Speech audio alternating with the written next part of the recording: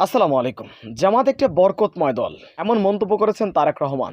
তিনি বলেন, বাংলাদেশে সবথেকে জুলুম নির্যাতন চালানো হয়েছে বাংলাদেশ জামাত ইসলামী। বাংলাদেশের ইতিহাসে এত নির্যাতন অন্য কোনো রাজনৈতিক দলের উপরে করা হয়নি। তারপরও বাংলাদেশ জামাত ইসলামীর শক্তি এক চুল কমেনি।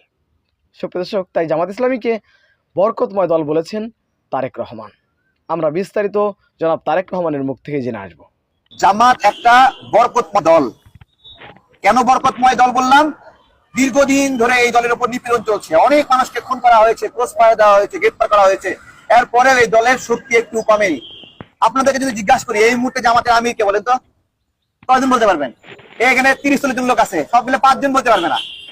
বুঝতে পারছেন? বলতে পারবে না যে ভারপ্রাপ্ত আমির এই মুহূর্তে কে, বলতে পারবে না। দেখেন, একটা দলের প্রধানের নাম আমরা কেউ জানি না, অথচ সেই দলের নাম শুনে সবাই খুশি হয় অথবা আতঙ্কিত হয়। যারা মজলুম তারা খুশি হয়, যারা নিপীড়ক তারা আতঙ্কিত হয়। নিপীড়কদের আতঙ্কের নাম হলো জামাত।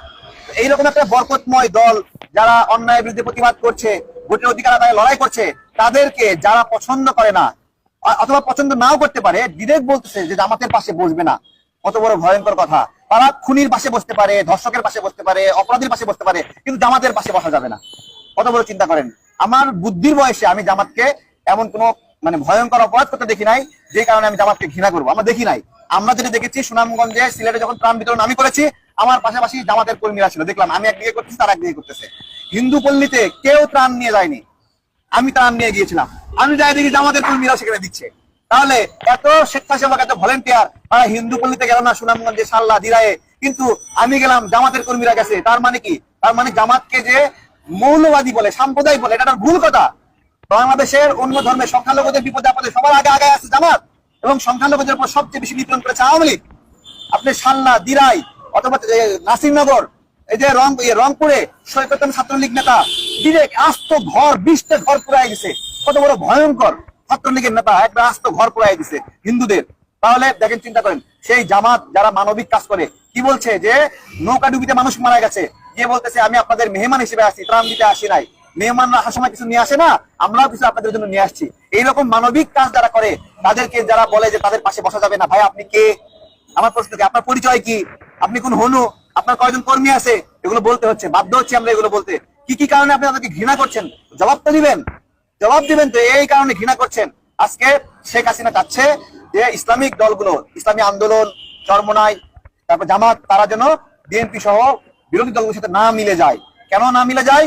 কারণ যারা বিরোধী রাজনীতি করতেছে, তাদের মধ্যে যারা আল্লাহকে ভয় করে রাজনীতি করে, তারা ওই গুলিকে ভয় পায় না। শেখ হাসিনা চাই গুলিকে ভয় পায় না এইরকম যে গোষ্ঠী রয়েছে, তারা যেন বিরোধী আন্দোলনে সক্রিয় না হয়। এই যে জায়গা, এই জায়গাতে শেখ হাসিনা ভয় পায়। তাহলে শেখ হাসিনা চাচ্ছে জামাত ইসলামী আন্দোলন না মিলে যাক। আবার আমাদের বিরোধী দলের মধ্যে 2-1 জন বলতেছে ইসলামী আন্দোলন, জামাত, তারা আমাদের সাথে না মিলুক। তাহলে তারা কি শেখ হাসিনার ইচ্ছা বাস্তবায়ন করছে? আছে, তদন্ত করার প্রয়োজন আছে। কি কি শর্ত তাদের কাছ থেকে জানতে চাওয়া উচিত, আপনার শর্ত কি কি, কেন কেন কেন আপনার জামাতকে পছন্দ হচ্ছে না? আজকে এই সকল ছোট ছোট যারা বিরোধিতা করতেছিল, সুসংবাদ হলো তাদেরকে ডিরেক্ট বলে দেওয়া হয়েছে, আমার সাথে কথা হয়েছে, ডিরেক্ট বলে দেওয়া হয়েছে আপনি এই আন্দোলনে থাকবেন কিনা আমাদের জানার বিষয় না। জামাত ইসলামী আন্দোলন সহ ইসলামিক দলগুলোর সাথে আমাদের ঐক্য হবে, এটা হলো সুসংবাদ। এই সুসংবাদ নিয়ে আপনারা যান, এবং বড় আন্দোলন হবে, অনেক বড় আন্দোলন হবে। সেখানে বিরোধিতাকারীরা যদি না আসে, কিছু হবে না। ওই 5 জন লোক, পিছনে 20 জন ভাড়া করা লোক, এই নিয়ে বিশাল বড় গণভবন ফালাই দিবে, এরকম বক্তব্য, এগুলো মানুষ আর শোনে না, এগুলো মানুষ খায় না। আমাদের মনের কষ্ট নিয়ে এখানে বসেছি, একা একা বসছি, যে কিছু করতে পারছি না, খারাপ লাগে। বাসায় বসে আসলাম, লজ্জা লাগতেছে যে আমার কাজ কি, আমি তো কিছু করতে পারলাম না। তাই মনে হলো যে আমি অন্তত ইলেকশন কমিশন যে সিদ্ধান্ত দিয়েছে যে কর্মসূচি করতে পারবে না, অন্তত এই জন্য প্রতিবাদ করি, এই আইনটা ভেঙে আমি এখানে বসেছি। সুপ্রিয় দর্শক, জনাব তারেক রহমানের এই বক্তব্যটি আপনারা কিভাবে দেখছেন? অবশ্যই আপনাদের মূল্যবান মন্তব্য কমেন্ট বক্সে হবেন। সবসময় সত্য নির্ভীত তথ্য পেতে স্বাধীন বাংলা টিভি ইউটিউব চ্যানেলটি সাবস্ক্রাইব করে আমাদের সাথে থাকুন। আসসালামু আলাইকুম রহমতুল্লাহি ওয়া বারাকাতুহু।